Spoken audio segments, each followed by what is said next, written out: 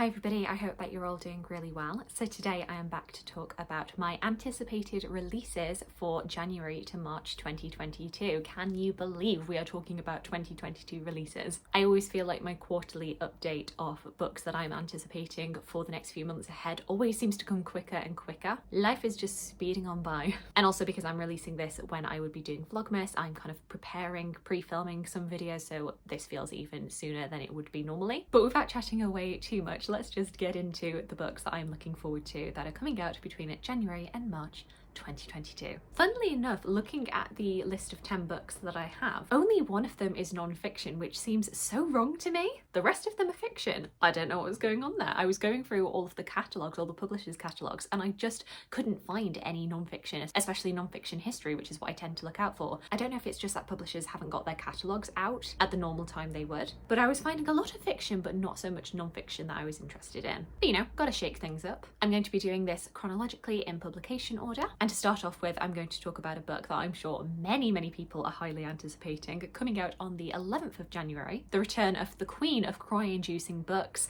To Paradise by Hanya Yanigihara. I know that her previous book, A Little Life, was a very divisive book on BookTube. I personally really loved it, so I'm very intrigued to see what she's written next. In an alternative version of 1893 America, New York is part of the Free States, where people may live and love whomever they please.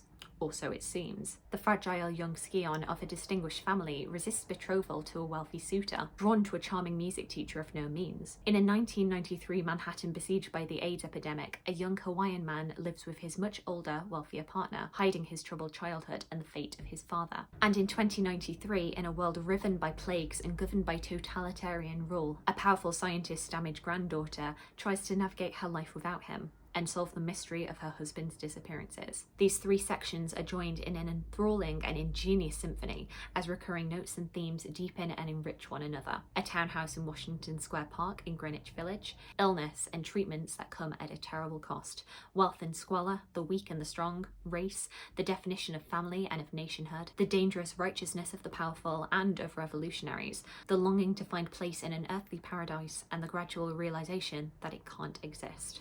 What unites not just the characters, but these Americas, are their reckonings with the qualities that make us human. Fear, love, shame, need, loneliness. That sounds so interesting and so different to what A Little Life was, having three separate timescales that we're looking at. The next book that I want to talk about is one that I don't know if it's that I'm really interested in reading it myself, but I'm really interested in what the conversation about this book is going to be. It doesn't seem like my typical read. It seems kind of more on the fantasy bend, but I don't... Actually, no. Do you know what it is? It's the cover. The cover seduced me, absolutely. And because the cover seduced me, I want to know what people say.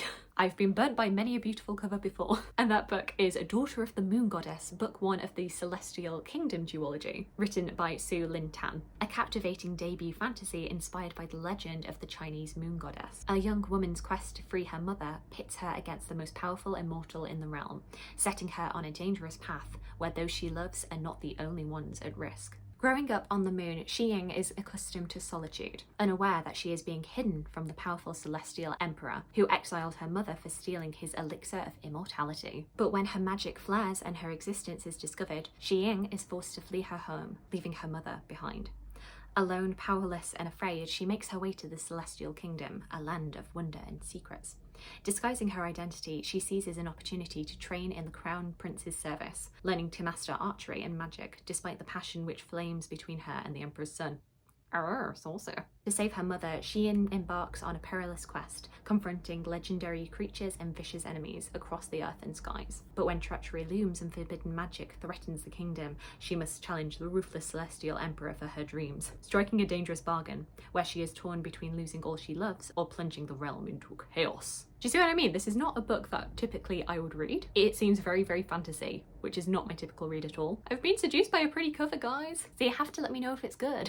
And I do love a little bit of forbidden romance, you know. The day that a book comes at me and it has like blue floral pattern all over it, that is the day that I am dead. I will have been taken over, I will have been possessed by some evil spirit. Whatever the book is about, I will probably buy it. Next up, coming out on the 20th of January, we have The Christie Affair by Nina de Gramont. In 1926, Agatha Christie disappeared for 11 days.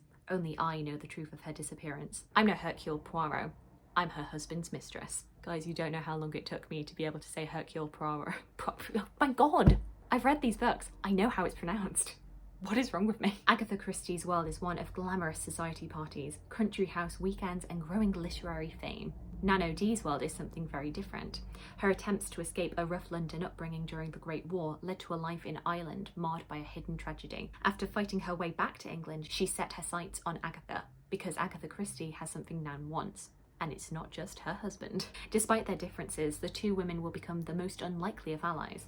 And during the mysterious 11 days that Agatha goes missing, they will unravel a dark secret that only Nan holds the key to. Inspired by real life, I'm very intrigued. Coming out on the 27th of January is a fiction book that sounds a little bit more true to form for me. A Greek myth retelling, but with a little bit of a twist in that it is set in Georgian London. So actually, 2 boxes very much ticked for me. London, 1799. Dora Blake is an aspiring jewellery artist who lives with her uncle in what used to be her parents' famed shop of antiquities. When a mysterious Greek vase is delivered, Dora is intrigued by her uncle's suspicious behaviour and enlists the help of Edward Lawrence, a young antiquarian scholar. Edward sees the ancient vase as key to unlocking his academic future. Dora sees it as a chance to restore the shop to its former glory and to escape her nefarious uncle. But what Edward discovers about the vase has Dora questioning everything she has believed about her life, her family, and the world as she knows it. As Dora uncovers the truth, she starts to realise that some mysteries are buried and some doors are locked for a reason. Gorgeously atmospheric and deliciously page-turning, Pandora is a story of secrets and deception, love and fulfillment, fate and hope. Considering that the main character is called Dora, I wonder what she ends up doing. Next up, coming out on the 10th of February, is When We Were Birds by Ayanna Lloyd Banwo. Darwin is a down-on-his-luck gravedigger, newly arrived in the Trinidadian city of Port Angeles to seek his fortune, young, beautiful, and lost. Estranged from his mother and the Rastafari faith she taught him, he is convinced that the father he never met may be waiting for him somewhere amid these bustling streets. Meanwhile, in an old house on a hill where the city meets the rainforest, Yajidi's mother is dying, and she is leaving behind a legacy that now passes to Yajidi, the power to talk to the dead. See, I knew there was a reason I like this. The women of Yajidi's family are human, but also not. Descended from the Corbeau, the black birds that fly east at sunset, taking with them the souls of the dead. Darwin and Yajidi both have something that the other needs. Their destinies are intertwined, and they will find each other in the sprawling ancient cemetery at the heart of the island, where trouble is brewing. I've mentioned before, I'm very much fascinated by things like deals with the dead, or fiction where death personified somehow seeps its way into the narrative. So that sounds really, really interesting. Next up, coming out on the 24th of February, is The Swimmers by Julie Otsuka. Up above, there are wildfires, smog alerts, epic droughts, paper jams, teacher strikes, insurrections, revolutions, record-breaking summers of unendurable heat.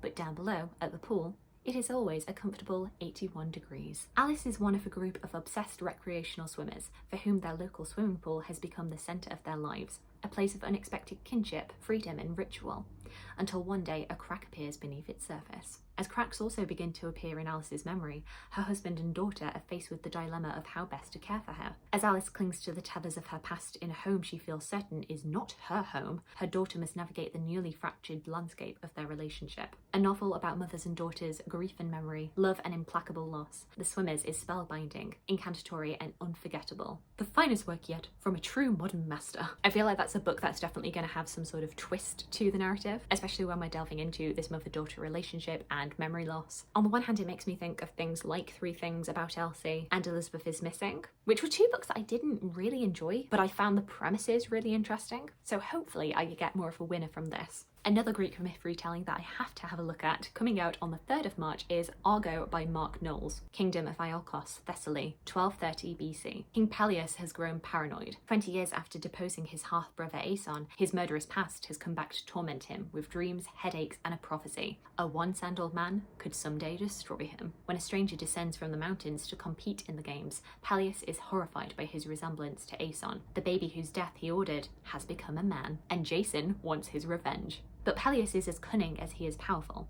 He gives Jason an impossible challenge. To claim the throne, he must first steal the Golden Fleece from the distant kingdom of Colchis. Jason assembles a band of Greece's finest warriors to crew the Argo. Name ding! But even with those mighty athletes by his side, he will have to overcome the brutal challenges hurled his way and quickly distinguish friend from foe. His mission and many lives depend on his wits and skills with a blade. To be honest with you, as much as I do love Greek myth, I feel like Jason and the Argonauts is a story that I'm not as familiar with. Like, I know the basic rundown, but it's not one that I know intimately. I think it should fill some holes in my knowledge, hopefully. And coming on to the only non-fiction history, Once again, how weird to say. In this lineup, coming out on the 3rd of March is The Dark Queens, The Bloody Rivalry That Forged the Medieval World by Shelley Puhak. Brunhild was a Visigothic princess, raised to be married off for the sake of alliance building. Her sister-in-law Fredegund started out as a lowly palace slave. And yet in 6th century Merovingian France, where women were excluded from noble succession and royal politics was a blood sport, these two iron-willed strategists reigned over vast realms for decades, changing the face of Europe. The two queens commanded armies, developed taxation policies, established infrastructure and negotiated with emperors and popes, all the time fighting a grueling 40-year civil war with each other. Yet after Brunhild and Fredegund's deaths, their stories were rewritten, their names consigned to slander and legend. Wow, what a shock. That happened to female rulers? Who'd have thought? From the tangled primary evidence of Merovingian sources, the works of the chronicler Gregory of Tours and the Latin poet Venantius Fortunatus, award-winning writer Shelley Puhak weaves a gripping and intricate tale, its characters driven by ambition, lust and jealousy, to acts of treachery and murderous violence. The Dark Queens resurrects these two women in all their complexity, painting a richly detailed portrait of a shadowy era and dispelling some of the stubbornest myths about female power. As I've mentioned before, I'm really not very good on my early medieval history. It's something I'm trying to get better at, and especially once we leave early medieval England, I'm a bit shaky on that ground, as is probably evidenced by my terrible pronunciation of certain words. But we know that I'm a big fan of queens, so looking at this period from these two powerful women should be very interesting for me. Also coming out on the 3rd of March, we have The Good Wife of Bath by Karen Brooks. In the Middle Ages, a famous poet told a story that mocked a strong woman. It became a literary classic. But what if the woman in question had a chance to tell her own story? England, 1364. When married off at age 12 to an elderly farmer, brazen red-headed Eleanor quickly realises it won't matter what she says or does. God is not on her side, or any poor woman's for that matter. But then again, Eleanor was born under the joint signs of Venus and Mars, making her both a lover and a fighter. Aided by a head for business and a surprisingly kind husband, Eleanor manages to turn her first marriage into success, and she rises through society from cast-off farm girl to a woman of fortune who becomes a trusted friend of the social climbing poet Geoffrey Chaucer. But more marriages follow, some happy, some not, several pilgrimages, many lovers, murder, mayhem, and many turns of fortune's wheel, as Eleanor pursues the one thing that all women want: control of their own lives. A little bit of medieval historical fiction, and actually I feel like from everything that I've read so far, that's the one that most appeals to me. That's the one that's top of my list to get when it comes out. As you might be able to tell from the title, from that description, it's really playing with the story of the wife of Bath from the Canterbury Tales, but I suppose from a more feminist lens, and I really like that. I want to read that. Somebody send that to me, please. And then finally, we have coming out on the 15th of March, A Novel Obsession by Caitlin Barasch. 24-year-old New York bookseller Naomi Ackerman is desperate to write a novel, but struggles to find a story to tell.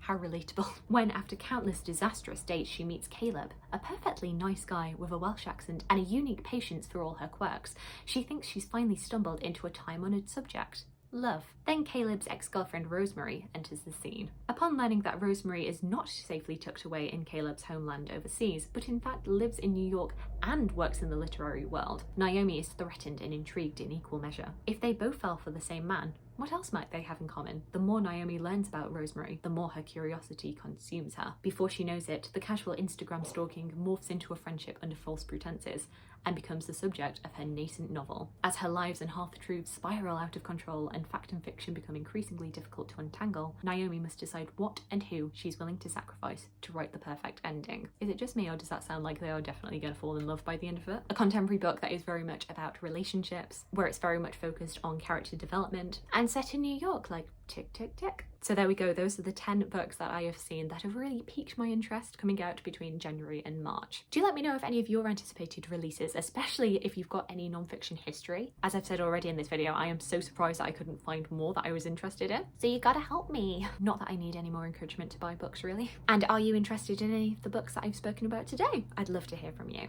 I hope you're having a fantastic, fantastic day, and I look forward to talking to you again soon. Thanks. Bye.